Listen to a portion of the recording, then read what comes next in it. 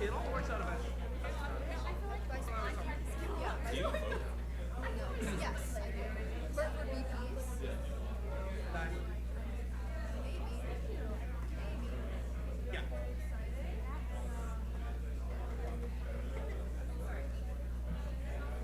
Okay. Okay.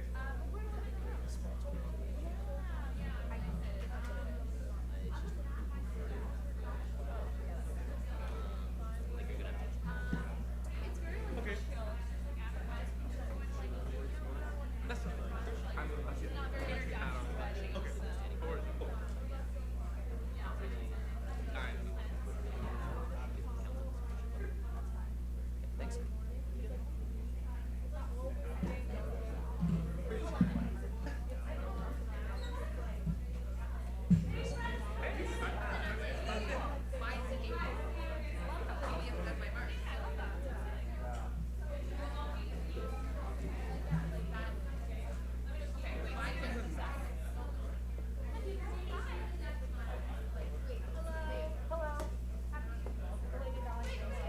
Did you see my story?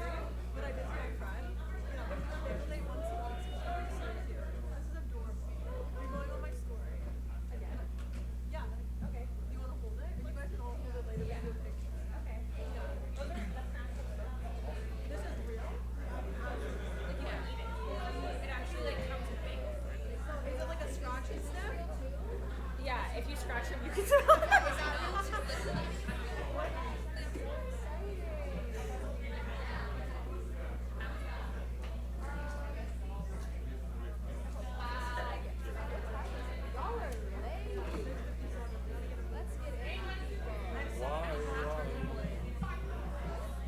Turning point. You should be allowed to get in today, Gardner. I should buy. You should be allowed to get in. Oh, I really hope so.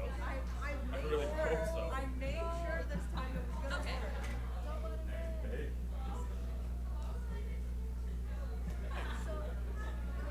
That's fine.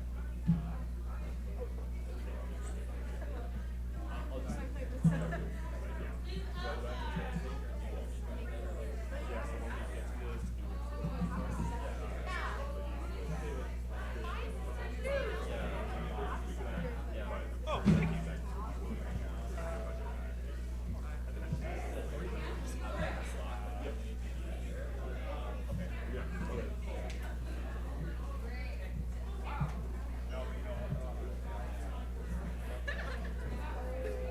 Well, is it okay if we have a seconder for something to go move it? So basically, the reality is that nothing is actually moved officially until someone says it in the meeting. So you could just ask for a mover, ask for a second. Like we could. Thanks. Right, it's a present. Okay, that's I wanted this one. I want this one. The one you sent. Ask for a mover and I'll second. take it. I'll take it. I know. Yeah, I'm like, that's really sensitive. It's so good. We just sent it. I was like,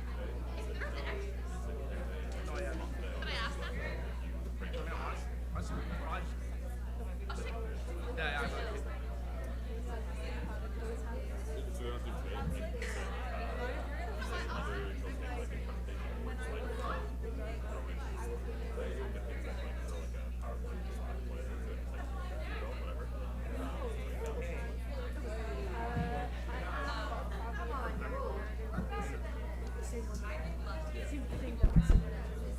There are 12 people on Turning Point.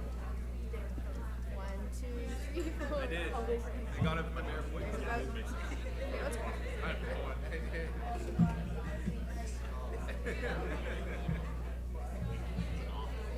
It's okay.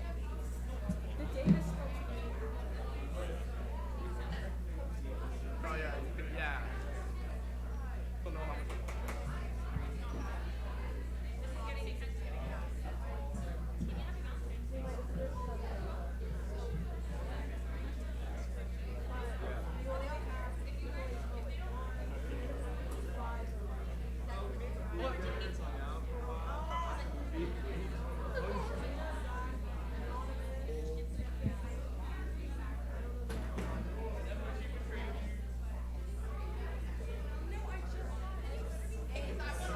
What? Yeah, it sounds like we watched the Can you all get on turning point? How will it work? Oh, I'm on. I'm on.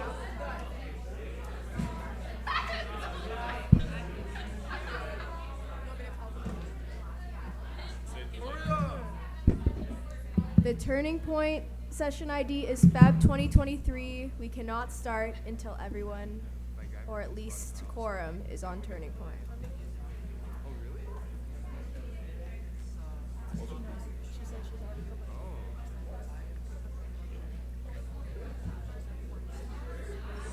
Did he try turning it on and off? No.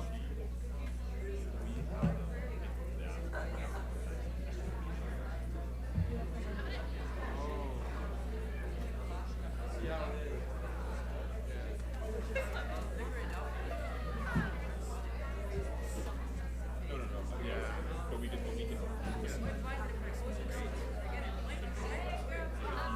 That's it. Oh, that's fun. Yeah, so that might be the class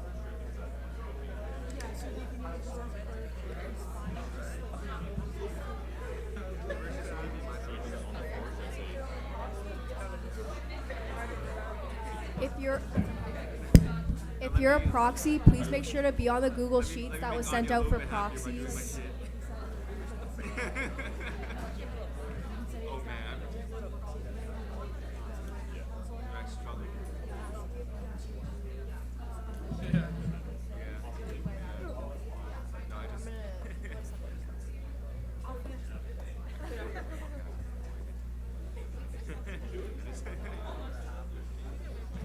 Hey, Anya, I saw my name on the list you put up, and I was like, forgiveness.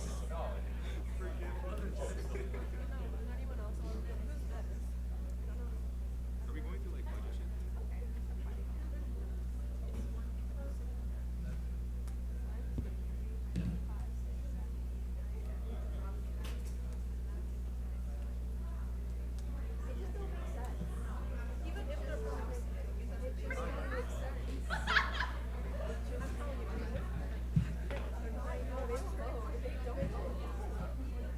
Never too late for a kiss on the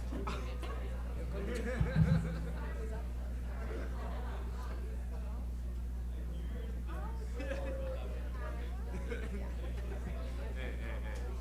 You don't have to call me out like that.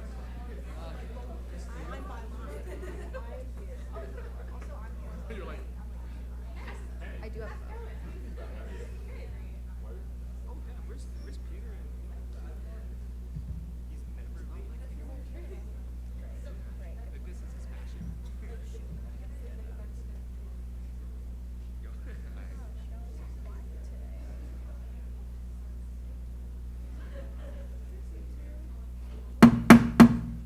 The time is 7:03. This meeting is now called to order. We will begin with the land recognition.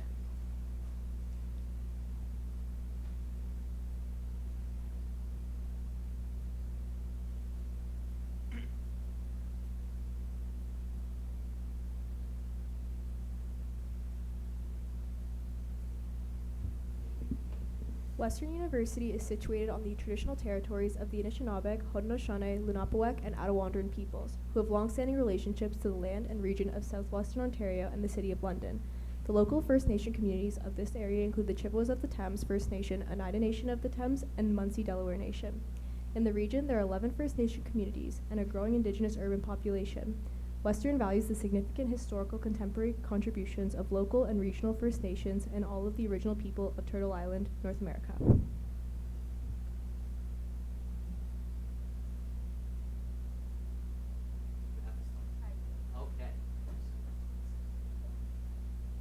Okay. Something. Oh, that's loud. Hello? 1, 2. Oh, good. I'll pat her for a little while. Something I've been wanting to do for a little while, but have never been organized enough to do, or just sometimes you just talk about really serious stuff, so it seems weird to do. Is to get everyone to learn the Western song again. You don't have to stand up just yet. I love the enthusiasm, Mauritius. We're gonna get there. So what we're gonna do is I'm gonna walk through the lyrics once. Okay, I'm gonna walk through the lyrics and the motions once, and then after we're all gonna perform it at the same time. Okay? So, I need to stand up straight for this. Okay. Lauren. So, starts with W's up, Western, Western, Western U, college fair and square. Arts and meds are strong for you, deny it if you dare. Here we go now, white and purple colors are worn by all who know. Just which color is the best, come and let us show. That this you is our you, and for her we'll strive to do our best to fight with might and main. What's main? We will always adore her. Our alma mater, Western School of Fame. When Western U goes marching down the field, we know our team will never ever yield. And though the other team has lots of pep, when they see, I love that you're already getting into it. When they see our team, they'll know they're out of step. And when the game goes down in history, it's another Western victory. Cheers go out for Western U, rah, rah, rah. To the right, yeah, this is the hard part. Canini, canoe, it's a hullaba, hullabaloo with a rickety, rackety U, high up, sky up, Western U. Western, Western, woo! Okay?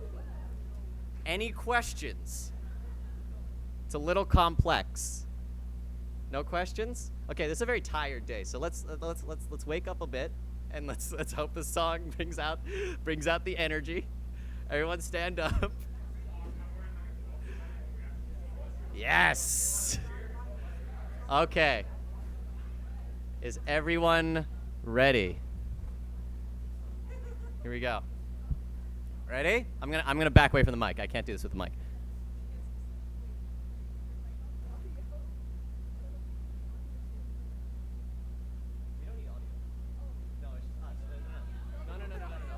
Let's not do with the song. It's not the same rhythm. It gets a lot more annoying. Okay, ready? You doing this too? Okay.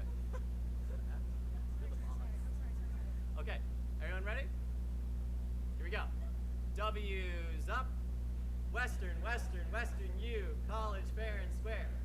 Arts and meds are strong for you, deny it if you dare. Here we go now, white and purple colors are worn by all who know. Just which college is the best, come and let us show. That this you is our you, and for her we'll strive to do our best to fight with might and main. What's main? We will always adore her. Our alma mater, Western School of Fame. When Western U goes marching down the field, we know our team will never ever yield. And though the other team has lots of pep, when they see our team, they'll know they're out of step. And when the game goes down in history, it's another Western victory. Cheers go out for Western U, rah, rah, rah. To the right, canini, canoe, with a hullabaloo, with a rickety, rackety, we do it! High up, sky up, Western U, Western, Western, woo! All right. Every meeting from now on.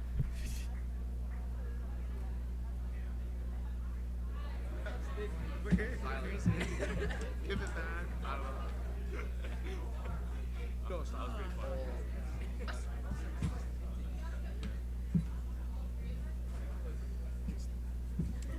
All right, with that, we will now go to roll call. So please head over to Turning Point to do that. And if you're a proxy, head over to the sheets.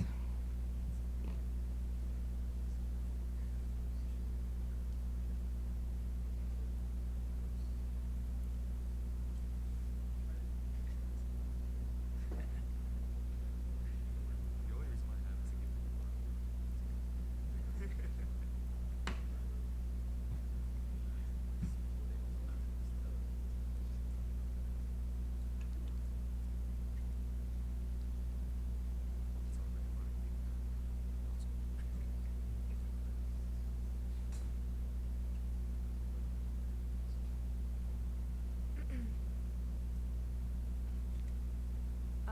And in terms of comments from the chair, I have another announcement from Davic regarding VP election rules. So, campaigning at council meetings. Candidates have been instructed they are not allowed to campaign at council meetings except for the meeting on March 1st, where there is specifically allotted time for this purpose. He will send more details to candidates closer to the date, but will ask them to hold March 1st until further notice. As well, some candidates are currently councillors, and they've been informed while they are present at the council in their capacity as councillors, they cannot campaign. You should also not have any campaign materials visible, no campaign shirts, pins, glasses, etc. And they've asked that we enforce this policy strictly. In terms of campaigning to council, pursuant to bylaw number 2, section 14.2 states, candidates may make campaign materials available to current council members through the USC front desk.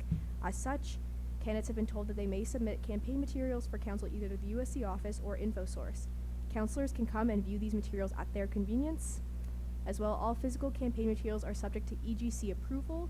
The EGC will monitor the campaign material at the front desk periodically to ensure compliance with all election policy.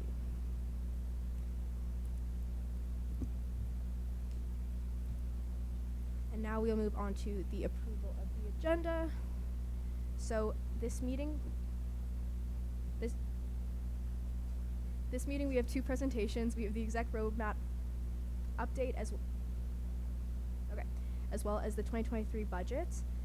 We also have the exec report followed by an EA motion, which is the student financial aid policy PCR approval, and 4 G and F motions, which is one is the motion regarding council approval of the USC budget, the motion regarding the changes proposed in policy review, the motion regarding repealing the teaching awards rules of procedure, and the motion regarding Indigenous Students Association resource membership. And then the voting for all of those things will take place in our next meeting. Are there any amendments to be made at this time? President Gardner. We amend the agenda to move the VP speeches to the second meeting. To add, yes. That will take place after voting for the motions. Can I get a seconder for that? Sorry, Councilor Kitamisi. Are there any questions on this? If there are no questions, are there? Yes. Sorry, maybe it's just like a point of, I just don't understand. Were there VP speeches supposed to happen during this meeting or next meeting? It's not currently on the agenda. It's supposed to happen next meeting, so we're just adding it to the agenda. Okay, we're throwing it into the agenda. And this is VP speeches for VPUA and VPEA? UA and EA. Okay, got it. Sorry, yeah. Okay, if there are no further questions, are there any points of debate? If there are none, are there any objections to adding this to the agenda? If there are none, the agenda stands as amended. Are there any further amendments to be made at this time? Also, can I get a mover? Councillor Mohan, and seconder will be Councillor Mashwari. Are there any questions? Sorry, if there are no further questions or points of debate, please head over to Turning Point to approve the agenda.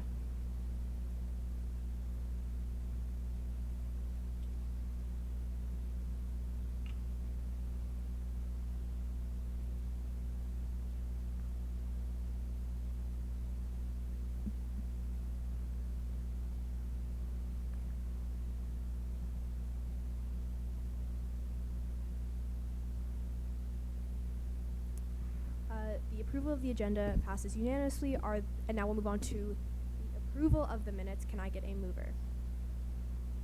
Councillor Mohan, and our seconder will be President Gardner. Are there any questions? You can see the minutes from the last meeting in the agenda. Are there any questions? If there are none, are there any points of debate? And then if there are none, please head over to Turning Point to vote.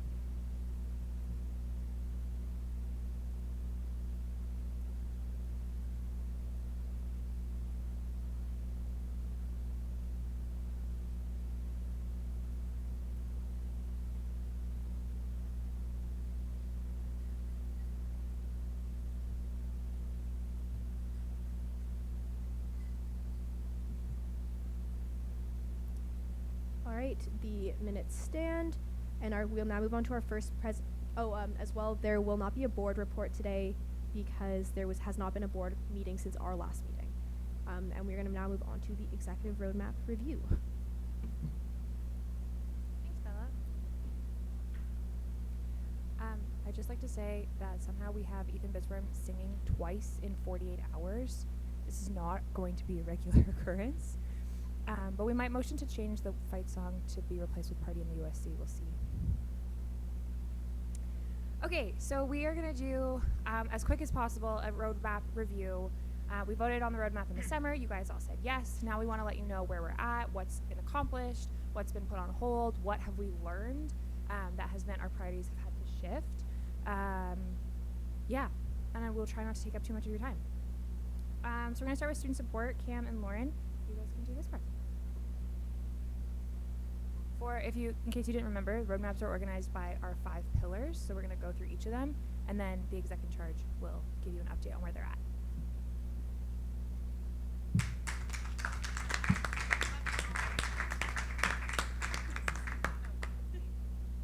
Hey, besties.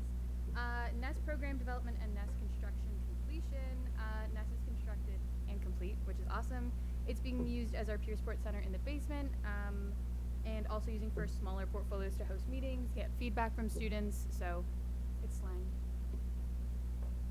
Oh, this one's also me. Oh, gotcha. That makes more sense now. Cool, we can go to the next one. Full-length mirrors in the UCC bathrooms. This was incomplete because it was not viewed as a high priority initiative related to other roadmap goals. That was you. Yeah, so for the refrigerator bags for food support services, this was a brain baby over the summer, and due to how busy the food support services has been, one of those ones we weren't able to implement with like fresh food availability kind of thing. And as well, we discovered that refrigerator bags are not super feasible for us due to some health code things, so we decided not to implement them. And for international students' health insurance, this is an ongoing collaboration with Western International. The goal was to work on educational campaigns for international students to understand not only how to access UHIP, but also how to navigate the Canadian healthcare system, so some tips and information for international students. And we're going to prioritize releasing this information in the early summer so that students can have it prior to September and get themselves ready over the summer. Oh, still me, sorry. Centralized wellness resource. So for this one, I'm working with Wellness and Wellbeing to put together a resource list of available resources on campus as well as off campus. And I'm going to be asking and advocating for this list to be added to an OWL page so that all students can have access to it really easily. This was another brain baby in the summer, and it's still in the works because the goal is that the furniture buyback would be something that would be end of the year. So mini fridges, not feasible. We thought it was, it's not. And then furniture buyback is still in the works.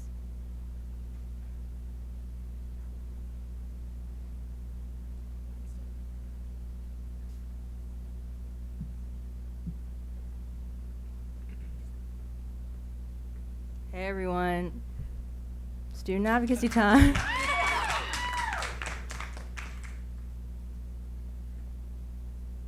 Our priorities for the year, there's 15 and split between Lauren and I, so we'll flip back and forth. Okay, amazing. So things that we've put with the green light are things that are, did you already explain this? I'm so sorry. So things that were put with the green light were things that we basically checked off or have felt we've fully completed our initial goal for them. That doesn't mean that, it's never going to be discussed again, but we've achieved what we wanted to achieve with it. Yellow light means that it's still in the works, so will be coming to fruition at some point, and we're still working on it. And then anything with a red light is something that's either on hold or we've hit a significant roadblock and might have to reevaluate it later on. So for the Proctor Track invasiveness limit, this was something that I worked on over the summer with the Student Protection Committee here at Western, and with the new Proctor Track program, you're no longer required to install it onto the hard drive of your computers, which was a really big concern for students when it was initially presented in early 2021, I believe. And as well, there's now different scales of proctoring that professors can control from their perspective and from their end, and they've been recommended to use lower settings when and where possible. For Western Library Academic Support and Resources, I was able to be on the Western Library Strategic Planning Committee, And that was really awesome because we got to really focus on student concerns. There were a lot of surveys that were sent last year that we worked on mobilizing for this year.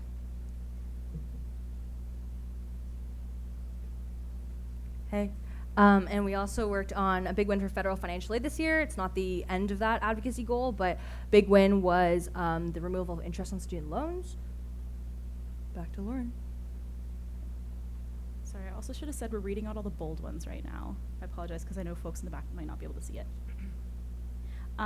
For the accessibility disclosure, so I've been working really closely with Accessible Education under the Leadership and Learning pillar, and this is a piece that I've been able to pass off to them. They're looking to streamline accessibility disclosure and requests for students for accommodations through a potential new forum, and we're also looking at the new learning management systems that are being evaluated for when OWL migrates, and that'll be adopted over the next few years.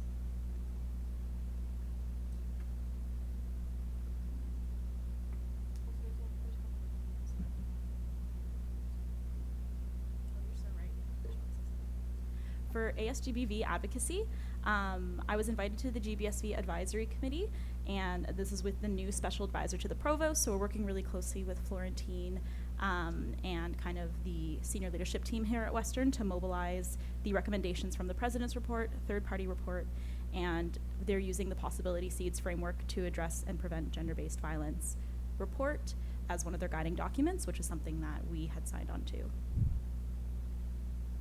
On the note of ASGBV advocacy, we've been doing a lot of provincial-facing work to the Ministry of Colleges and Universities and seeing what they can mandate with institutions. So a lot of this is, a big win this year was Bill 26 on faculty-perpetrated sexual violence prevention and response. So that was something that we worked on with the Ministry of Colleges and Universities, and we're continuing that advocacy, which you'll see in the next slide. And one more, sorry, Kimia. For professor training, so the anti-racism training that was created by the Office of EDID is now available to all community members, and they're required to complete it. And I'm also helping in reviewing additional modules that they're creating for different topics beyond anti-racism. I'm back. For academic counseling advocacy, the academic counseling report that was the idea of it and the working group for academic advising was presented to council last year, but the report itself has not yet been released, so I have not been able to comment on progress or endorse any of the recommendations. Once that is released and I can share more information with you, I will. Thank you. For predictability in international student tuition, working again with Western International to give international students a better idea of how much their tuition might increase over their 4 or 5 years here at Western. And yeah, thanks for Jess. On that same note, externally, we've been advocating for regulation and predictability in international student tuition provincially. So what that would look like is only having in-cohort increases, or at least some sort of percentage so that international students can expect a maximum increase from year to year. And then moving on to provincial financial aid, similar to federal financial aid on the slide before. This is in progress because the province hasn't promised us better financial aid yet. So we're continuing to advocate for removal of interest, more grants, and a better communicated and more robust appeal system, probation system, et cetera, et cetera. And then on the next note of sufficient and affordable housing, as we all know, housing is a really big crisis in Ontario, probably around the world right now. So we're working with the municipal, provincial, and federal government, seeing what we can do on each level to make housing a little bit more accessible, thinking about higher density planning, what the city and the university can work on together. Very much in the works, and I think a lot of institutions are struggling with this at the moment. So the difficulty here has been that we haven't been able to produce feasible solutions, but if you have any ideas, we are happy to hear them. For neurodivergent students advocacy, a couple of my AVPs and I are currently working on our Students with Disabilities paper, as we don't currently have a standing paper, and that'll be hopefully presented and approved by the end of our terms. Pedestrian safety, something that council decided to pass as a motion as a bigger priority. We've been working with city councilors this year, raising our recommendations to them, and we're going to continue doing this with Municipal Advocacy Week, which we'll see a little bit more about, but a lot of things on speed limits, snow removal on streets to make sure that they're safe still during the winter, lighting on sidewalks, things like that we talked about during the budget planning process for the city. For Western becoming a blue community, I'm still working on the proposal for Western. Again, will be approved by the end of term.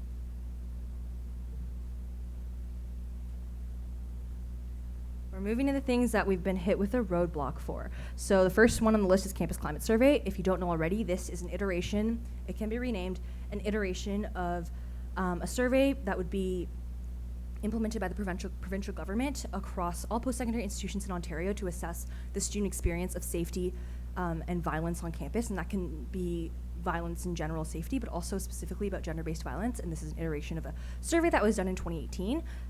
So the reason we've hit a roadblock with this is that it hasn't been a big priority for the province. They've been able to prioritize other gender-based violence and prevention and response initiatives, but this has just not landed with them. Still working on how to frame that and align that and find that window that will work out, but for now, it is on hold.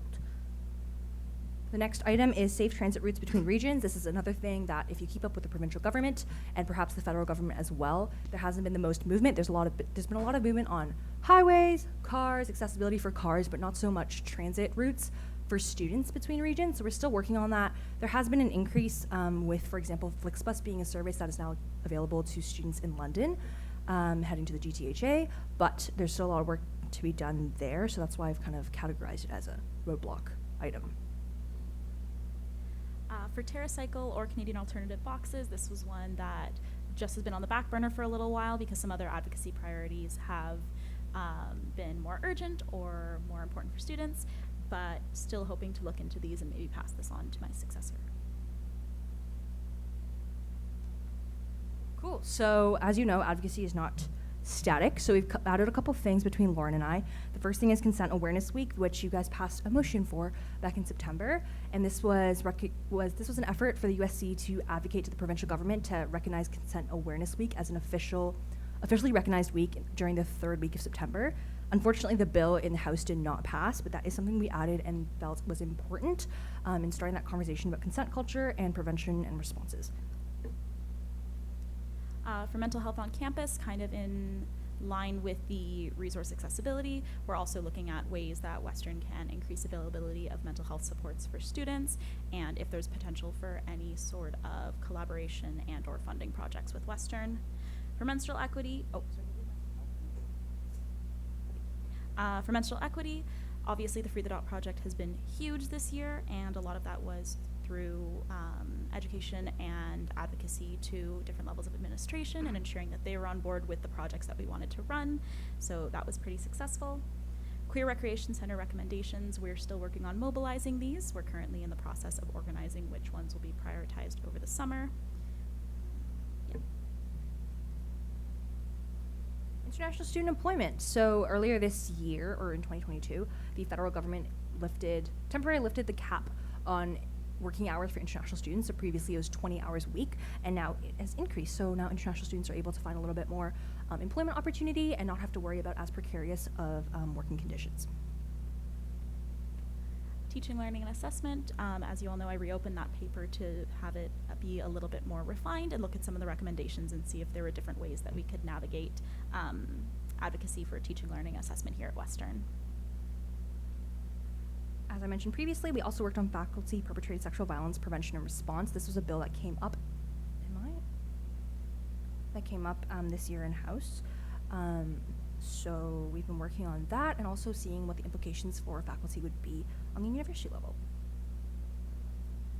For learning management system, as you all know, OWL is migrating over the next few years, and I've been part of the process of evaluating and voicing there's feedback up here. And voicing student concerns for what OWL currently looks like and how they can navigate when choosing a new LMS system, learning management system. Finally, on this slide is intercity transit. Don't know if you guys maybe are affected by these routes, but the 102 and 106, for example, have now started weekend operations, not just restricted to Monday and Friday. It's a big win for students. If you don't know already, 102 and 106 are actually student-exclusive, basically, routes. They're created only from September to April because they are frequenting student-centric areas. So that's an example of how they've improved on transit a little bit, but obviously long ways to go.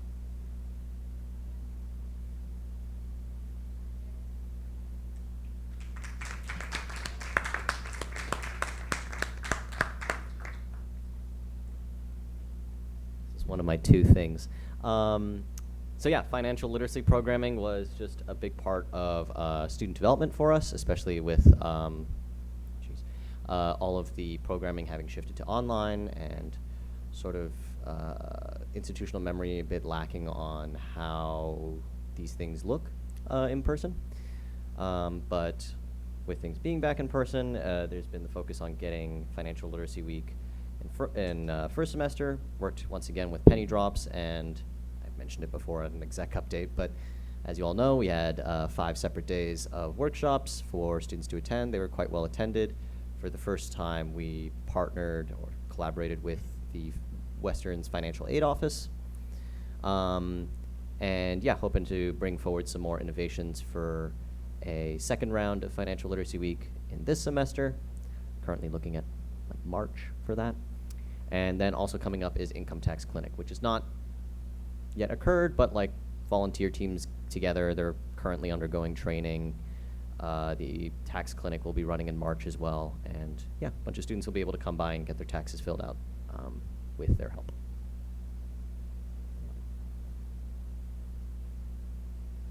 All right, so this is my last slide. You won't have to hear from me again. But students at large attendance at Advocacy Week. This is an initiative that we're hoping to get students more involved in our advocacy right on the front line.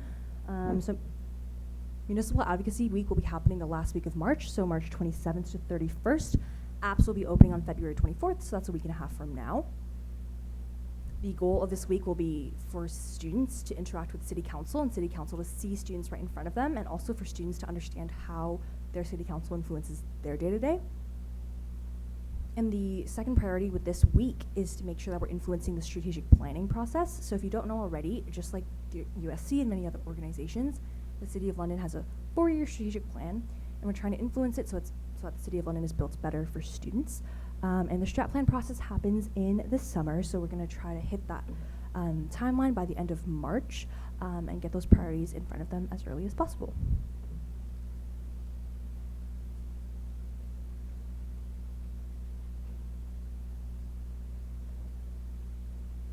Okay. There we go.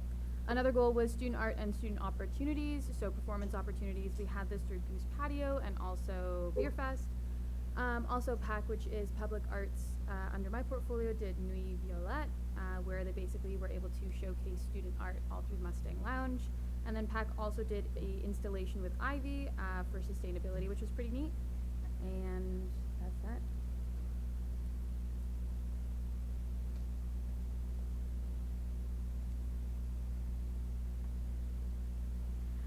For improving experiential learning opportunities for students, I've been working with the Associate Director of Careers and Experience. Her name is Heather. She is super, super lovely. And we're looking at improving current opportunities for students under experiential learning, such as co-op, internships, and community-based learning. And also looking at expanding outside of STEM faculties. I'm hoping to support a new framework that was written in collaboration and consultation with all of faculty, deans, and upper faculty administration. So that information will hopefully be able to share with you guys really soon.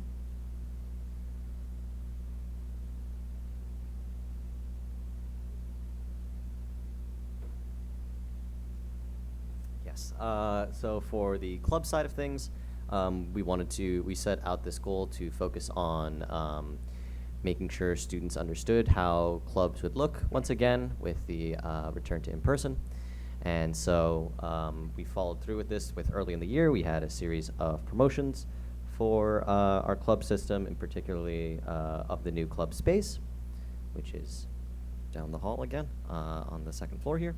And so yeah, showing off that space, also showing off my club staff and which of them can be contacted, which luckily resulted in plenty of them getting, both of them getting plenty of emails as to club ratifications and club questions and such. On top of all that, there's been communication with clubs that have dance groups to ensure they understand what sort of spaces they can use so that they don't always have to like rehearse in like a basement hallway or such. Being informed of spaces like this that they could use, as well as certain resources we have, such as like standing mirrors on wheels. They always complain to us that we don't have a room with mirrors, but we can't do a room with mirrors because some people won't let us, but we got mirrors on wheels that big mirrors. Just move them around, dance in front of it. Anyways, and then to plug the club's programming again, which I don't seem to shut up about. The club's programming has been good, and an unexpected benefit of it actually has been that following any of the events that we sort of partner with or sponsor to put out, such as Clubs Karaoke Week and Clubs Movie Week, has spurred increased clubs programming. Something that we noticed from Spoke management is that following Clubs Karaoke Week, a lot more groups started booking the Spoke for, or not even formally booking, sometimes informally, to have Spoke bar nights or karaoke night. And following Clubs Movie Week, a lot more student groups have been getting in contact with our manager for the McKellar Room to try and, get their own event started and off the ground there. So we're happy to see that coming through and hope to cater to those needs.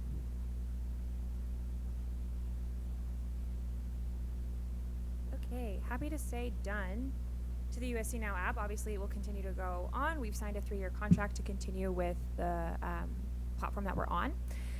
We launched in August pre-O Week, and we currently have 8,500 active users and 19,000 registered users, so that's pretty good for a portion of our engaged student body. Majority of those are first years, so it's kind of like a long-term plan to continue building that year over year and having that initial burst of involvement with O Week and then continuing from there.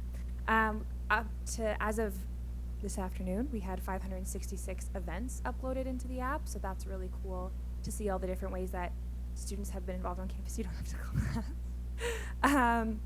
And then we have a bunch of features that if you haven't downloaded the app, you should, and then you can see them for yourself. But we've also been able to link out to different services we offer, such as our elections page or our health plan, or you can see LTC updates right in the app. So doing our best as an ex-software engineer, this is both a nightmare and very exciting. And you can see, if you want to go next, this is our usage graph. So obviously that big peak that you see is a week in September, but the low looks really, really tiny, but it's just because the scale is super off. So the January, which is where the little box is right on top, is 25,000 what they call engagements. So that's usages, clicks, basically interacting with the app. So that's really exciting. Next is informational campaigns and outreach. We are hoping to collaborate with other groups that have maybe more information, but not necessarily the right way of communicating to students. So with Western, we've worked extensively on orientation, both throughout the summer and now leading up to next year. We're already talking about it. Soft hiring and coordinating those apps to all come out on the same day or similar enough that students are getting all that information at the same time. And the Western One card, we did a little goose illustration so that people could see, first years could see what do you use this card for, and the answer is pretty much everything. With athletics, we did a series on the road to the Vanier Cup, which ended in disaster, but the video series was really good. With the city, we've done municipal election campaigns, and we're still working with them on doing some tenant rights and move-out policies. This information is super dry, so how can we make it a little bit more exciting? With USA, among many things, we helped promote the Ontario Undergraduate Student Survey. Hope you filled it out. And then with the EGC, which technically is within the USC but operates as its own entity, we did work for the My Virtual Doctor service and the referendum, as well as Purple Care. So those are some examples of the campaigns I just talked about. And then we have website renavigation, which we put as a yellow for in progress because it will never end. Again, as an ex-software engineer, this is simply a nightmare. We started with a very large audit of all of our website pages in the summer, and then have slowly been reorganizing content to make sure it fits best. A big goal for me was, if you're a student who doesn't know anything about the USC and we send you to our website, are you going to be able to find the information that you're looking for? So work in progress, but it's happening slowly but surely, and we want it to be called what we refer to as an evergreen resource, so it doesn't change all the time like an evergreen tree. The leaves don't fall off every year. It kind of just is until it dies. So it's something that will just exist long term, and we don't have to constantly refresh the content or update it, but it's a long-standing resource. And that's what the homepage looks like now. It is an improvement, but slow. And then finally, accessibility and communications. We have captions in all of the videos that we produce and voiceovers in the videos that are text heavy. We also have done some language translation for our statements, especially if they refer to a specific community. So that's been really like awesome in my opinion, that we're able to kind of speak to people the way that they prefer to be spoken to. And then a goal always is student-friendly language. So how do we make what we're talking about really clear and concise, but also relevant? Like, are we talking to students the way that they talk to their friends? Because that's how we want them to view the USC. I don't know. Don't quote me on that. And we're I see you. We're also still exploring the accessible text option. It's pretty labor intensive, and there's ways to do it right and there's ways to do it really, really wrong. So something that we are continuing to work toward. Again, some examples for you. And we're on to student life.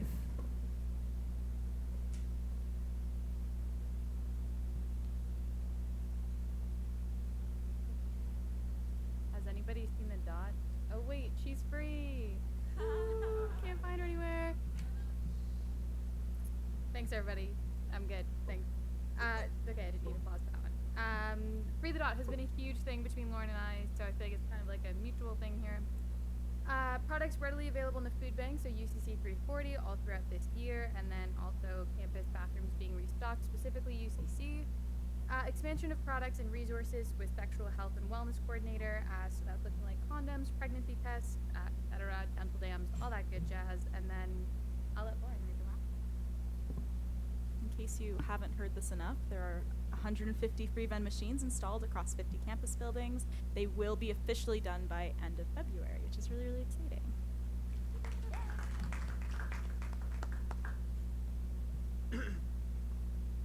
Okay, my last one is our first year USC guide. We're a little slow to get to this, so it became like an everybody USC guide, which we refer to as the Frost Guide. It's available in the USC Now app. Download it today, everywhere you get your apps. And highlights important services that I've talked about, you guys all know about, but it's meant to be a resource for students of all years. That's what it looks like. Use patio. Successfully executed. It was a sleigh. There was really yummy tacos. We also had student performers there, which was really cool, and then a great way to welcome our students back to campus post-COVID. And then last thing is pop-up programming. So this is just programming that doesn't really have like a feature beforehand. It just kind of happens in random spots that we know students are going to be. So we had food and coffee pop-up. Executives went to Weldon. We just brought a bunch of coffee, bunch of stickers, snacks, all that good stuff. Puppies and goat yogas were in this very room a little while ago. And then therapy dogs just walking around Mustang. And then those goats. And World Mental Health Day and USC in the Wild. I talked about those on Monday, so I won't go over it again. But if you have any questions, we're happy to answer them. We also will be up here again shortly, so you can ask us them too. But we kind of wanted to give you guys an update on where we're at. We're not done yet, regardless of what everybody wants to believe. So we still have some time to make some progress on these last goals, and also always looking for that feedback from you about where we can improve. And if we've checked something as yellow and you think it should be red or green or any of those instances, I want to hear that so that we're making sure that we're implementing that feedback while we still have a chance. And I will share these slides in Slack right now so that you can have a look. Thank you.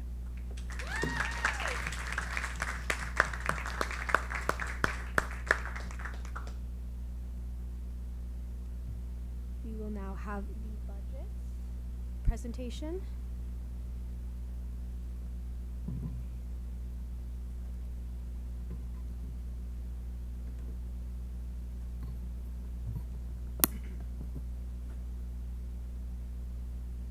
Alrighty. How's everyone doing? Are we awake? Okay? Great. Show of hands, how many people looked at the budget before this meeting? That is beautiful. Okay. So hopefully you guys have some questions, because I'm going to run through the slides. Not run through them. I'll go through the slides, but specific numbers, if you have any questions, ask after. So this is the 2023-2024 USC budget. Each year, the president or other executive works with the executive and the staff of the organization to produce the annual USC budget. This year, we had three main goals in mind. To make sure that student leaders were properly compensated, which I'll get into, to re-rate the executive portfolios, which started with the restructuring, and to increase the USC's ability to put on diverse and numerous programs and events throughout the year. This means that we have increased some of our student fees, with a majority of the ancillary fees increasing by 1.5%, and the outliers being ones that are largely controlled or outside of our control. This increase will allow us to better support students in the coming year, as well as deliver them the support needed to enjoy all that Western and the USC has to offer. Some small points before I get into the executive pieces is that each executive will have one AVP per portfolio. They'll start in the summer, and then the coordinators are paid $18 an hour during the school year. They're getting compensated more than they are now because we think that is what is right. It'll also help us track by doing hourly instead of just doing honorariums. And then keep in mind, as we go through the budget, try to think big picture changes, what's being added, what's being taken away, are there any areas we're lacking in? It's easy to get caught up in the $500 changes, but those aren't really the key things that you should be looking for. And then definitely look at the ancillary fee bill, because that's what students are paying. Alrighty, the executive and staff involvement. So all three levels of the USC are involved in this budget process. We started this budget process early in our terms, probably October, November, and the executive and the USC staff, who are the senior managers, all had different voices and inputs in this process. There's two different budgets. There is the council budget, the executive budget, sorry, that's going to be presented to council, and then there is the board or corporate budget that is presented to board. Today, we are just touching on the council budget. This is the board involvement. The questions that they will ask themselves is, does this budget align with our mission, vision, and values? Does the budget create risks? And is the corporation set up to succeed? And then council involvement, this is what you guys should be thinking about. Does the budget align with mission, vision, and values? Does the budget align with the needs of the student body? And then think supporting students. So we will start with the first executive, myself, or the president, sorry. Big changes where we added USC Day in order to make sure that it's a program that continues to run, and the next president will have kind of an idea of roughly how much that will cost. And then also executive research travel has been moved to the corporate side of the budget. Next is the VP University Affairs. So this has a couple changes I will go through. The campus student activity support is a new budget line to directly support EDI initiatives on campus. There's now only one AVP, as I kind of spoke about. The others have become coordinators but maintain a similar role, with the AVP positions starting this summer and getting paid higher because they work more, and all positions are paid higher than previous years. We removed the student development and accessibility coordinators, but both responsibilities were absorbed into the coordinator positions, so a lot of that was kind of either duplicated work or enough that we can put together. And then the recognition and awards coordinator is being merged with grants coordinator, as one can oversee both responsibilities. Next up is the VP External Affairs. Women in House increased due to it being post-pandemic. Now there's different prices. A lot of that stuff was virtual. Now we have to account for travel, food, things like that. Also, Women in House is coming up soon, so that's really cool. Municipal campaigns decreased due to the election readiness line being sufficient in an election year. It's a small change, but I thought maybe there'd be questions about it, so I touch on it. And then the travel and advocacy are combined into one line. That's why you'll see the travel and advocacy lines scratched out at the bottom. VP Orientation and Programming. So the biggest change you'll see budget-wise is the general student programming is increased to allow larger and more diverse events in the future. We want to make sure that the next executive team has all the capabilities of putting on whatever the student body needs.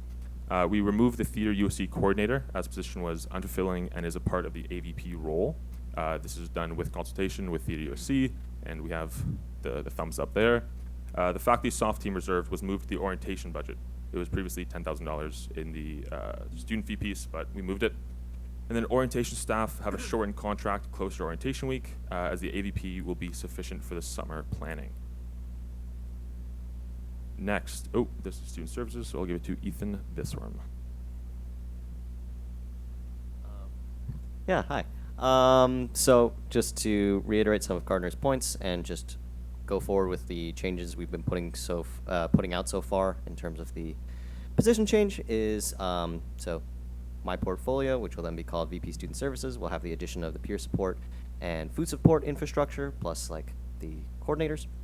The charity program as well as the programming lines to support those charity initiatives, as well as the addition of other arguably smaller student supports with sustained events, so like year-over-year regular things such as Pride USC, Gender Equality Network, or GEN, and early outreach. There's been a bit of a refocus on of clubs programming. Previously, there was a line for clubs programming, but that's just been increased a bit, just because other clubs lines have been a bit overestimated. So we've just pulled those down a bit. However, if anyone wants to put money back towards like clubs week or clubs training, they could still utilize clubs programming money for that.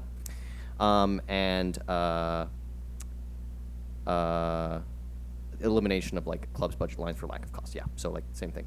Clubs training costs like $0 because we did it all online. Also, just could you go? Yeah, this slide.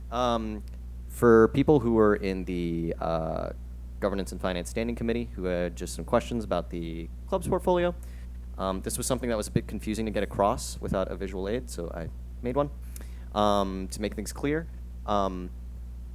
It's confusing because the name of a position is carrying over but to a different place.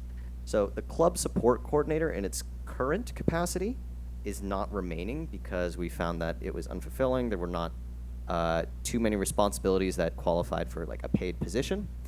And this year in consultation, we found that my current AVP clubs and club policy coordinator can manage those responsibilities.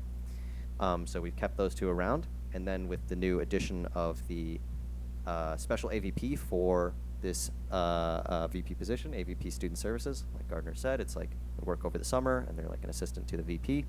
We'll be able to help fill any gaps that the removal of that one coordinator position should have. And so the AVP clubs in its current capacity will be called Club Support Coordinator next year. The club's policy coordinator is just sticking around, staying the exact same, but with more pay.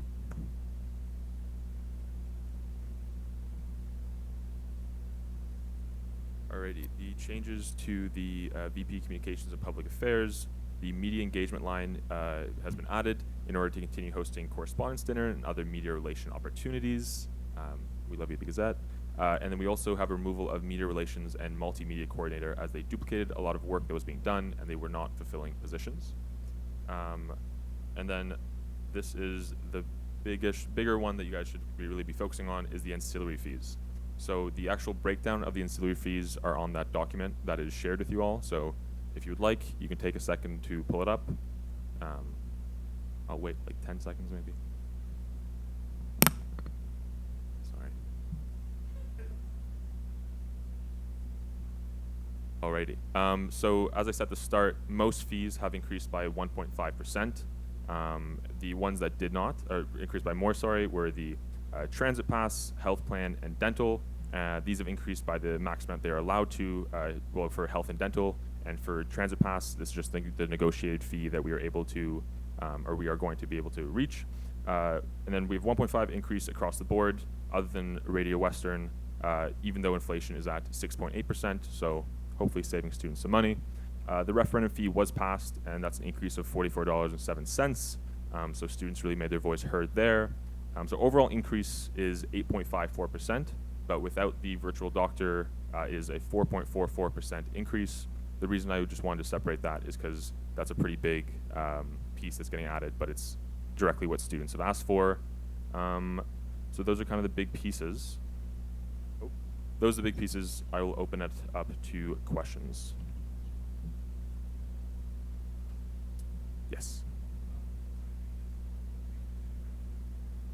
No, it's the entire budget.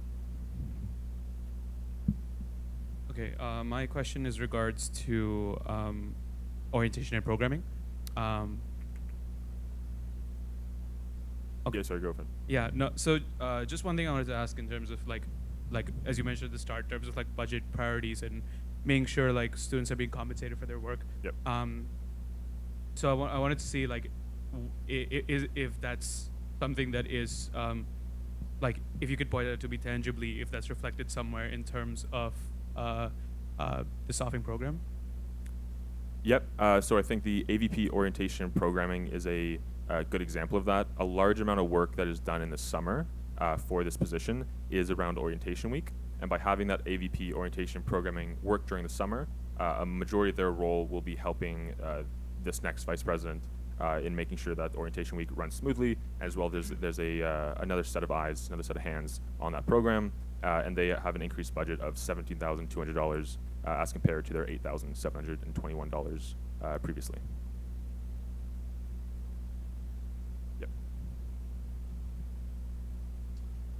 So just wondering, for Radio Western, why is it a 4% increase when everything else is 1.5%? I don't know how the internal operations work, so I was just wondering what the increase is for. And then also, I also don't know too much about Radio Western, so I was wondering why it's $10 versus some of the other expenses like community legal services, which are lesser in cost.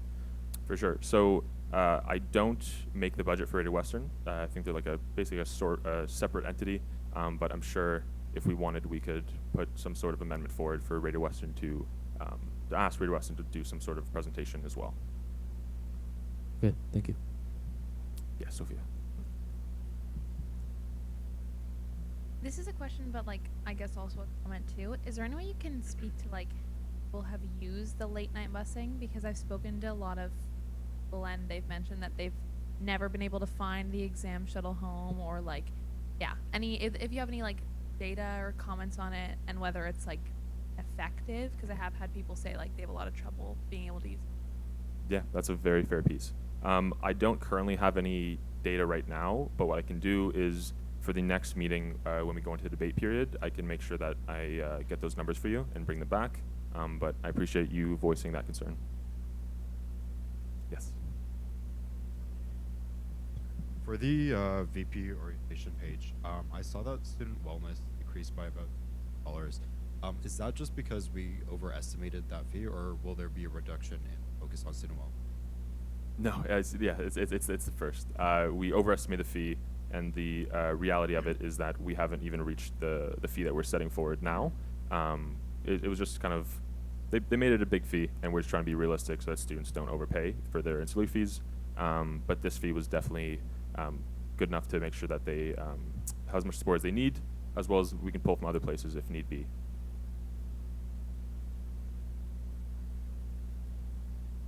Councilor Mon. Yeah, I think same question with Radio Western. It would be helpful, maybe like if sent to the council Slack, if we could see that budget for that fee line item as well. Great. Yep, for sure. That's definitely something we can ask for. And would you prefer that to be a presentation sent into a Discord channel or a in-person presentation? Is there any sort of ask there? Sorry, not Discord, Slack.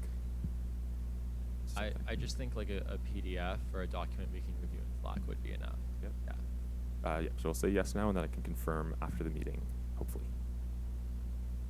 Yes. Under VP Student Services, can you explain a little bit more about the recognition program? Ethan Bisram will. Hi. Well, there we go.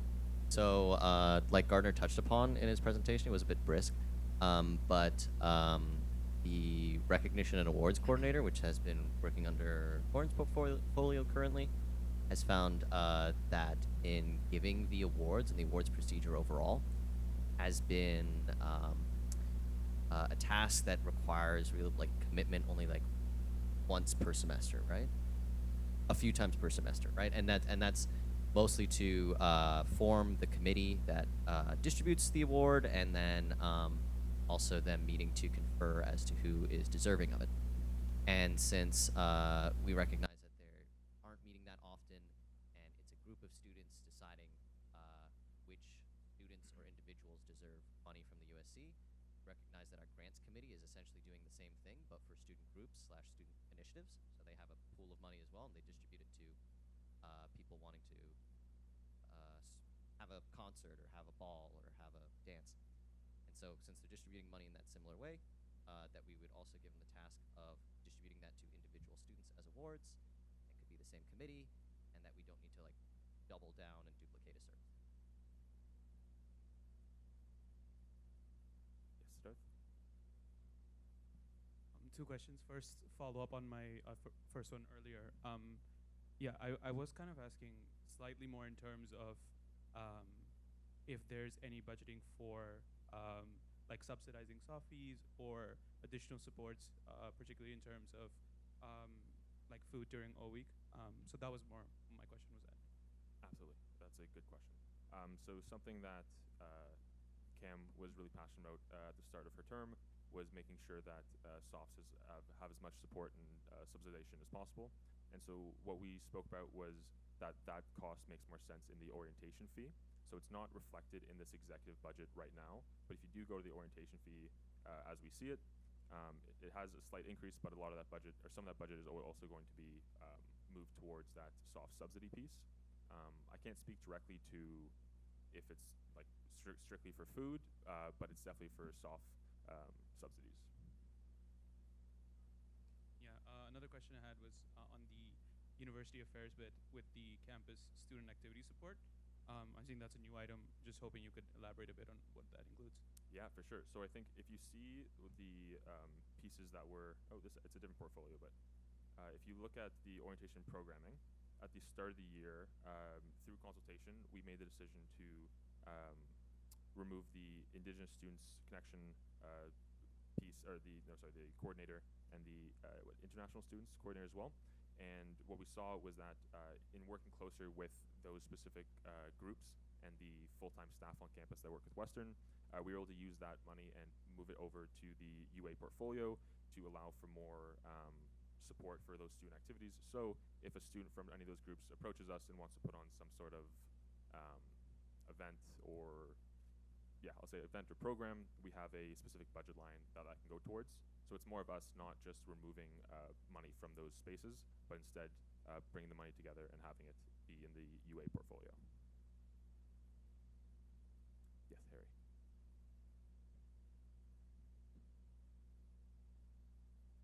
Yeah, under VP Orientation and Programming, I just wondered about the $60,000 increase to general student programming. Is there like a specific event that you had in mind, kind of budget for, or is that just overall like something that you want to kind of increase the cap for? Yeah, very fair. So I think every time there's a new executives in office, they all have very big ideas, ambitions, goals. I think you can see it even with the current, the president-elect's platform. There are definitely some large concert items, large programming items, and we want to make sure that our budget reflects the ability for them to host those and put on those events. Currently, we are trying to make the most out of the money we do have, but this money goes directly to student programs and events, and we want to make sure that they can put it on as many as possible. As this year, we've seen a phenomenal uptake in almost all events and programs we put on. So we want to make sure for the years to come, or next year specifically, there's even more of an ability to do so.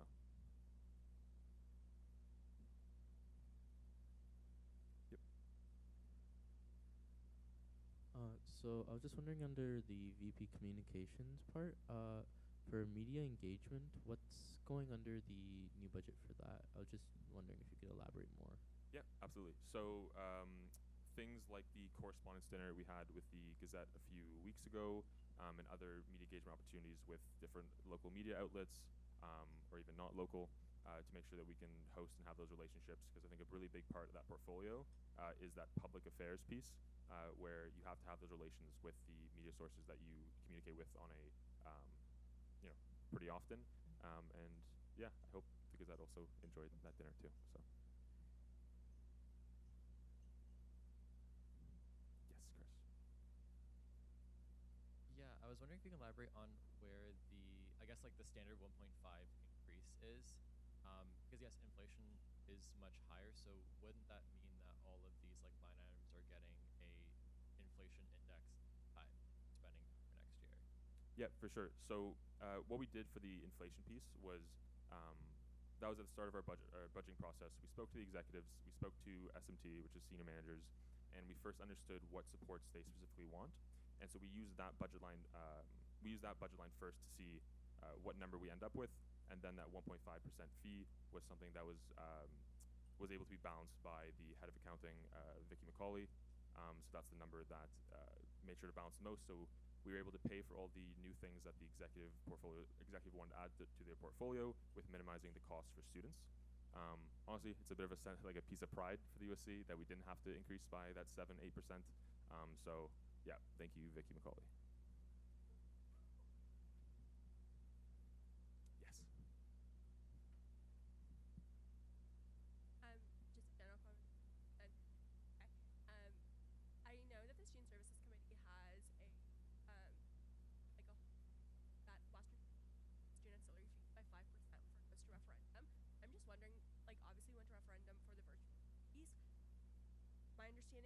that because it was a new fee. Is there a certain percent that the USC is allowed to increase by until it goes to referendum as well? Like, is there a similar policy? Sorry, are you talking about ancillary fees? Sorry? Are you talking about the ancillary fee increase? Yeah, like, or when we're increasing these fees. Yep. Oh, is there a certain number that we get Is there a increased by certain without? percent we can do so Yeah, what is before that? it goes to referendum? No, doesn't look like there is. Gotcha. Yes, sir. A bit of a cross-portfolio question with particularly like the new restructuring of the exec responsibilities. So I noticed that like there's some of the subcommittees are under orientation programming, others are under student services. Like Pride USC, for example, I think I see it's under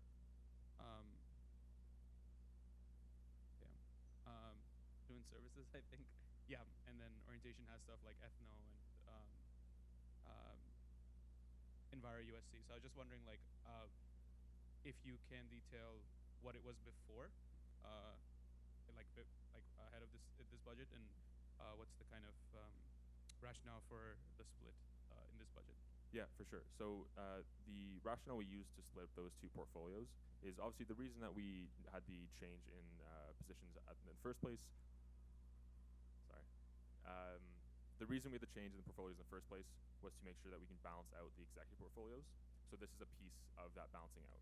What we did is that we looked at each program and each coordinator we had, and we just thought, is this a program or coordinator that needs direct VP input and assistance, or is this something we called it like a well-oiled machine, one that has a really strong, robust inner structure that can largely run by itself with little VP input as to make sure that the workloads are even. Specifically asking where the pieces used to be. If you scroll to the bottom, you can see what was crossed out, and what was crossed out will just be moved to a different program for the ones that you're asking about. Yes. Just to follow up on that, so I'm assuming then the ones under orientation and programming are the ones that are self-sustaining and like need less input, like ethnocultural or Enviro USC. So it's kind of the opposite in a little bit, because the student services piece has the ability, and so two of the big pieces that student services is now doing is peer support and the food support, which need a lot of kind of oversight because they're pretty large pieces. And so what we saw also with the VP orientation programming is that a lot of these programs, they do events and they need help running these events, creating these events, getting the signatures, getting in contact with productions, things like that.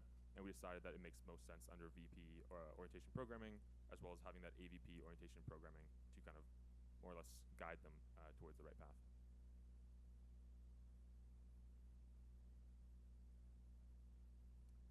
Any other questions? Okay, I will take that as a no. And I think she's watching, so if you do one more shout out, round of applause for Vicky McCauley, who's head of finance. She has worked at USC for just over 40 years. She just celebrated her 40th year, and that means she's done this budget process for around 40 years. So shout out to Vicky McCauley.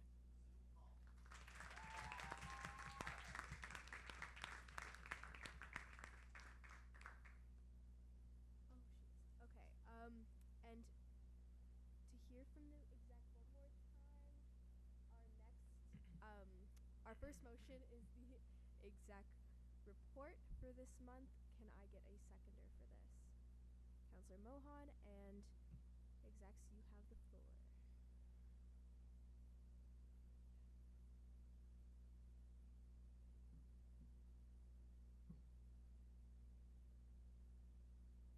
Alrighty, I will keep this nice and light. Top three this month was Killy killing it. Ethan Bistrom wrote that for me. Ethan B's State of the USC. Ethan Bistrom also wrote that for me.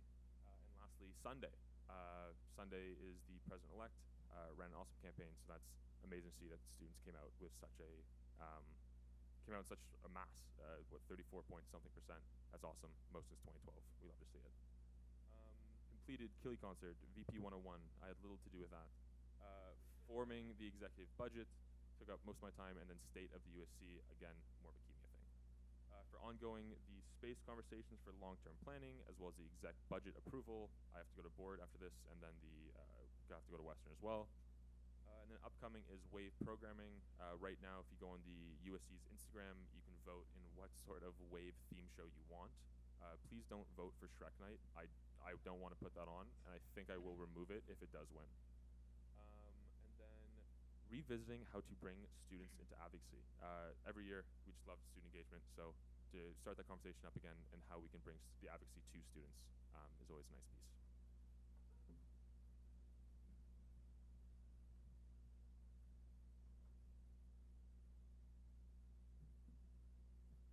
Okay, I'm gonna make this quick as well. I'm so sorry. A lot of these are really similar to last month's, especially in the completed section. In terms of AntFlow machines delivered, when I wrote this, there were 28 out of 50 buildings, and now there's only 3 buildings left, so that's super cool. I'll move to ongoing, because that's, I think, what's most crucial for you folks. Like I said earlier, Blue Community proposal is still being worked on. Student financial aid policy paper, we're looking for approval of PCRs during these 2 council rounds, and then approval of body text in March. Monthly check-ins with administration keep chugging along, and the same priorities that I've been working on kind of late December, early January are still the priorities I'm navigating. Women in house planning, mostly Jessica Look, so big kudos to her, but I'm really excited to get to go to Toronto and hang out with the girlies for a weekend. Accessibility disclosure form, again, like I talked about, this is pretty much being adopted by Leadership and Learning. They were really enthusiastic about it, so that's really exciting to see. Prayer space for students. We're still working with administration, specifically the Office of EDI, to see where there can be more spaces for prayer spaces for students, because we know that there right now is a bit of a shortage of them.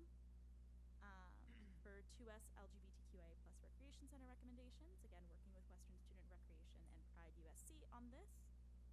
Oh, beautiful. Teaching Learning Assessment Policy paper, this is taking up a big chunk of my time, but so far I'm feeling pretty confident about the work that we are doing on this, so again, hopefully bringing that to you in March. Mental health advocacy, again, like I said before, looking to the university to aid in filling in a lot of the gaps that students are experiencing. For upcoming, my AVP Student Experience and Student Development Coordinator are working on the EDI Town Hall. Get Tested 2023 wrapped up today, so that was really awesome. Looking for students with disabilities paper consultation, so we're going to be starting with the accessibility committee and then going to student clubs. If you know any student groups within your own faculty that specialize in either neurodivergent students or disabilities of any sort, please give me their contact information or direct me to their social media and we'll reach out to them. Transition preparation and the student awards ceremony planning, which is really exciting. Thanks, guys.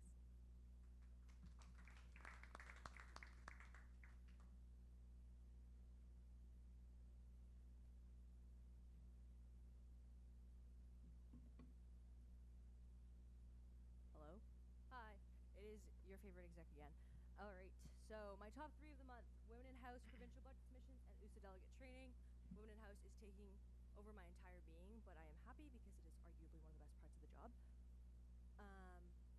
So completed, as Lauren said. The SFA paper, as you'll see in another motion, the PCRs are done, and I think both our EA and UA standing committees have seen it already. We also finished our delegate training for USA Spring GA, so yay. Our teaching and assessment and 2S LGBTQ+ papers are going to delegates for review as of yesterday. So those are 2 papers that the USC has been working on. Our provincial budget submission has been submitted to the Minister of Finance. Those are PCRs that you guys passed, but if you want to see the completed document, it's pretty. So let me know and I can send it to you. We did our Women in House dinner, where we invited some city councilors and Western administration that are incredible women in leadership for our delegates to chat with and get to know a little bit better. We're also doing USA Teaching Awards. I've reached out to each faculty council to submit a nomination for one professor from their faculty. I think I've received them from most of you. The deadline is already passed. If you really want to submit one and you haven't already, please reach out to me because we will be deliberating very soon. We've also been doing a UCRU governance review because we're assessing fee structure and organizational structure. Obviously, from our previous meeting, you know how the USC is feeling about UCRU, but we're still part of those conversations, seeing what direction that goes in. In terms of ongoing, we still have the body text following the PCRs for the SFA paper, and the entire paper you can expect to come in March. As for upcoming, we actually have the conference for Women in House next week during Reading Week, and then we've got our Safe Cities Advisory Committee meeting pretty big meeting in terms of strat planning. So this is when Safe Cities is going to be shaping what they're going to be focusing on for 2023. And we've also got the City of London Strategic Priorities and Policy Committee Strategic Plan Update Public Participation Meeting. It's happening on March 8th. If any of you have really strong feelings about things that need to be in the strategic plan, and you want to participate in those consultations, you want to speak to council, speak to that committee, and tell them what you want to see or not see in the budget, this is the place to do it. Obviously, we are your voice as well. I will be there. My AVPs will be there. We'll be deputating. But if you want to attend as an individual, it is totally, totally open to you. If you want moral support, we'll be there as well. So highly encourage you to get involved there. That's everything from me.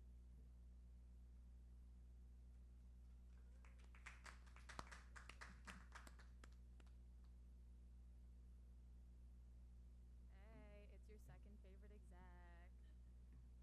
After Jess.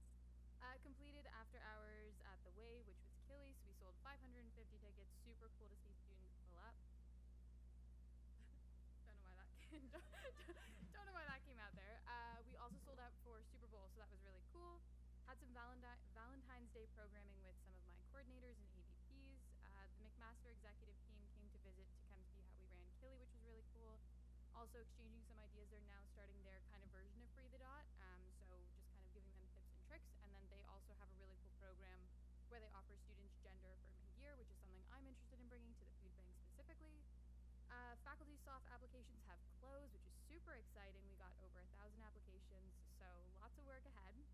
Ongoing orientation hiring, like I said, busy time. Food bank restocking as always.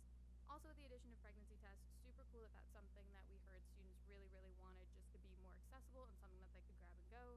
So happy that we can meet them where they're at. Expansion of Free the Dot, I should have taken this out because same thing, pregnancy tests, more condoms, tons of condoms down there now. And then we've got a bunch of dates here, purple shorts, so that's exactly what you're hearing right now, sorry guys. And then if you go to the next slide, that's some of the programming that we've got coming up, so feel free to share around with friends, faculties, all that good jazz. So these are just some of the things you can expect out of my portfolio. Thanks guys.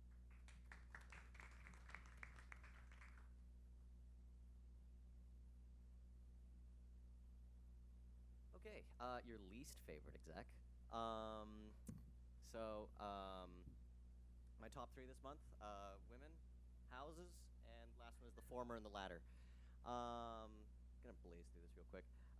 The e-transfer report, just earlier today actually, I finished up this report on a review on how we issue our reimbursements to students. So be that for clubs or some of our services like peer support, food support, Gen, all the other stuff. And then hopefully once we have that report reviewed internally, we might be able to implement e-transfers as the way we issue reimbursements, in addition to checks. We wouldn't get rid of checks entirely. Then we wrapped up the Student Services Committee work. That's all pretty much wrapped up now. We're just working on writing up the report on that. And Club's Movie Week happened, as I kind of already mentioned. Budget presentation, kind of just finished that just now. Well, I guess until it gets approved at the next meeting. Student Refugee Fund review, I've sort of hinted at this before. In accordance with the referendum that implemented the Student Refugee Fund fee in the first place, we're required to review it every 4 years. This happens to be one of the years where we have to review it.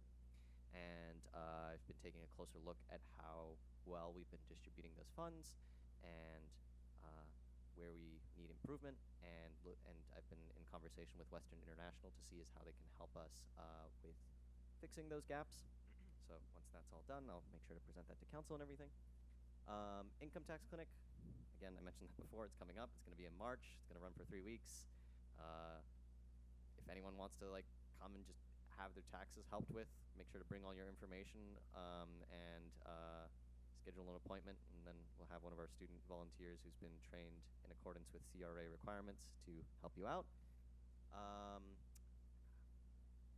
Weekly Wave Movie Nights, that's not an official name. That's kind of like a working title.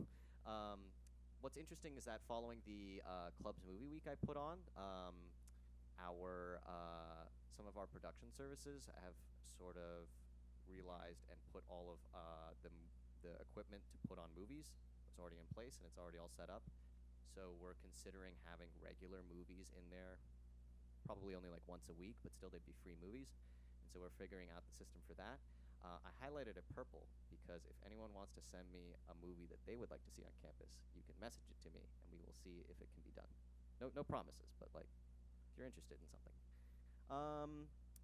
Writing file briefs. File briefs are just something that executive or USC staff use internally to make sure we have some form of institutional memory and that we have some sort of like transition piece when passing one initiative off to the other, and just sort of starting to work on that since we're approaching the end of our terms, unfortunately. Or fortunately, I don't know. Council transition drive. I've talked about this before in like September. And it sort of got pushed to the back of my mind with a bunch of other things. Basically, if I'm going to start working on it again because it is a big transition piece and working on like the kind of materials that people beginning as counselors would find helpful. So if anyone feels like they have a lot of thoughts and opinions as to what kind of information they would have liked to know at the start of their term, please reach out to me. Might even be able to collaborate on making some of these pieces together. And a brighter future just with the end of term. I think that's kind of it. Oh, also, one last thing. Purple Shorts is going on outside, like Cam said. It's wonderful. It's happening again tomorrow, and this guy might be in one. Anyways, okay, later.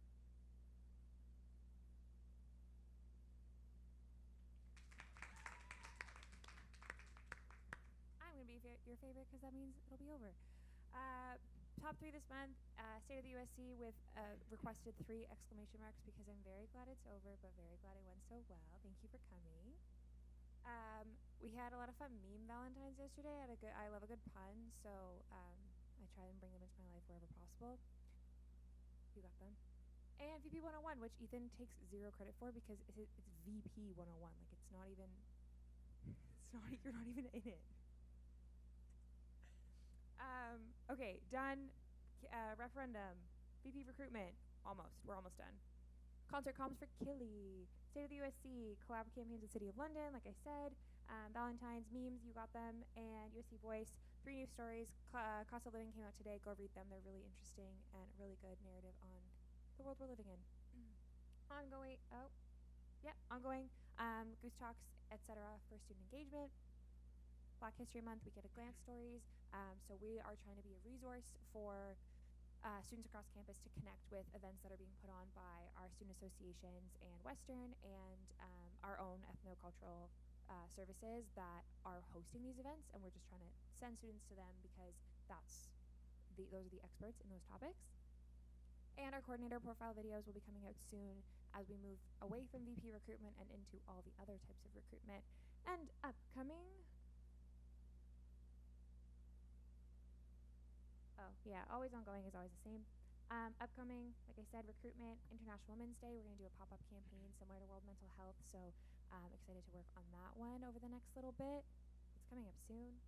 And USC Voight print publication. You're going to get an email from me in, today asking for your help in participating if you'd like, and feel free to forward it to any of your student leaders or faculty council members or anyone you know that is a notable person. We want to hear all of your stories, but you'll see all the information in that email.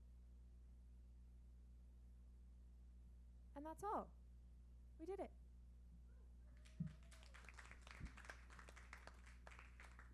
If there are no objections, I'm calling a 5-minute recess until 8:30.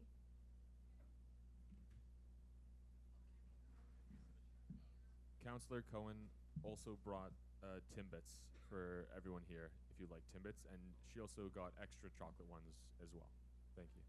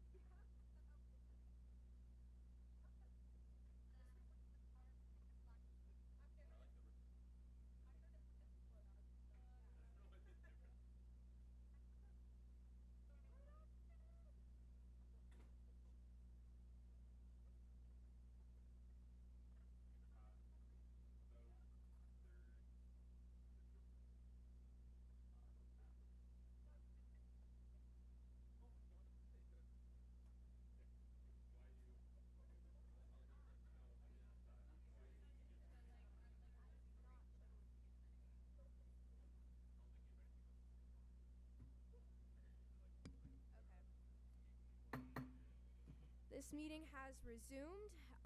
I did not do the question period for the exec reports in before we break. Are there questions before we move on to our next motion? All right, if there are none, then we'll now move on to our next motion, which is the Student Financial Aid Policy Paper PCR approval, of which President Gardner is the mover, and can I get a seconder? Oh, Councillor Mohan. President Gardner, you have the floor if you'd like. She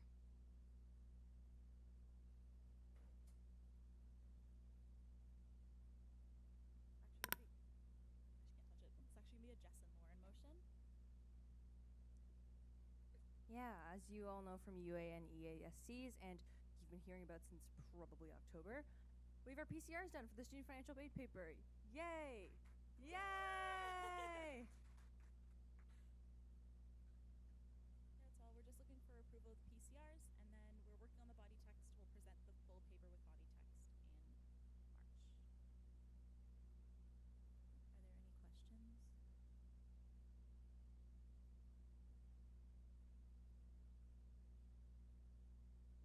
Okay, thank you. Our next motion is the motion regarding the council approval for the USC budget. We already saw the presentation. President Gardner is the mover. Do we have a seconder? I don't believe so. Can I get a seconder? Councillor Kiyomisi and President Gardner, if you would like. Are there any questions? Are there any further questions? Okay, if there are none, we can move on to our next motion. It is the changes proposed in policy review. We have a President Gardner as the mover. Can I get a seconder? Sorry, Councillor Sriharan, and President Gardner, you have the floor.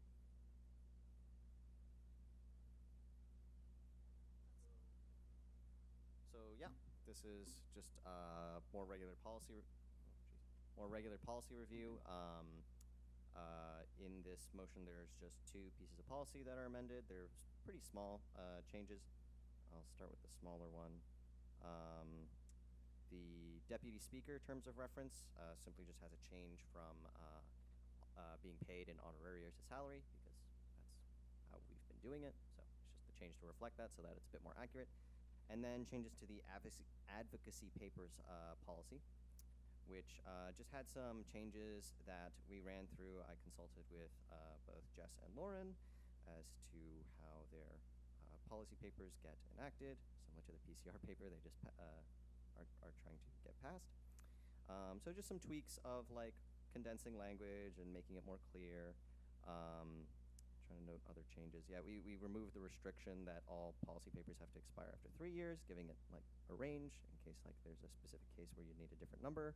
And we also found it strange that they must only report on ongoing policy papers in September and March. September, I find a lot of counselors might not be up to speed on like what exactly is going on quite yet, so it might be a bit overwhelming. But in any case, they will report on those ongoing policies regularly or upon request. So, yeah, just those changes going through. Any questions? No?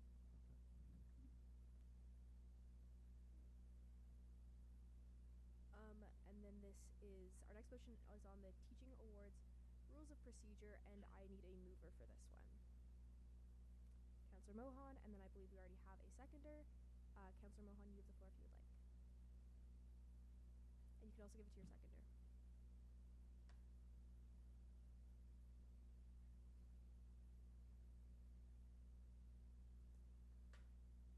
Well, so it's not, I know it says deal earlier on in the agenda, doing it, but it's about reviewing how we do awards and what's feasible for us to do in the future.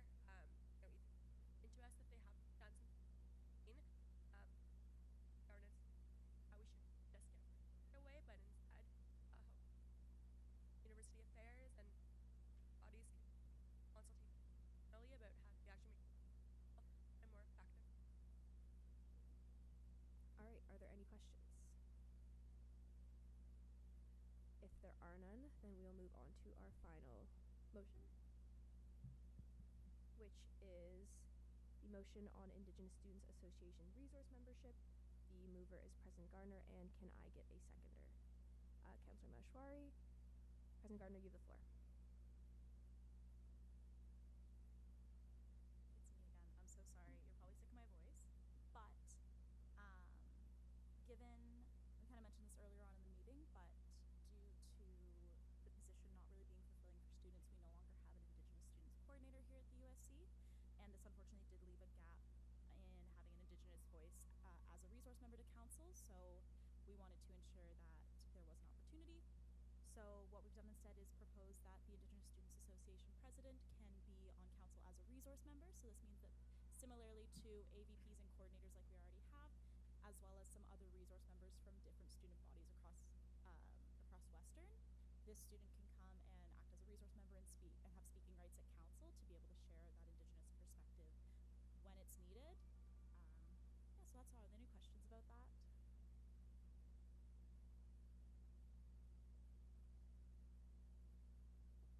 Wonderful, thank you. All right, if there is no new business, then I will accept a motion. Councillor Kiamisi, and our seconder is going to be Councillor Seraphine, correct? Awesome. Are there any objections to adjournment until March 1st at 7 p.m.? If not, I will see you all then.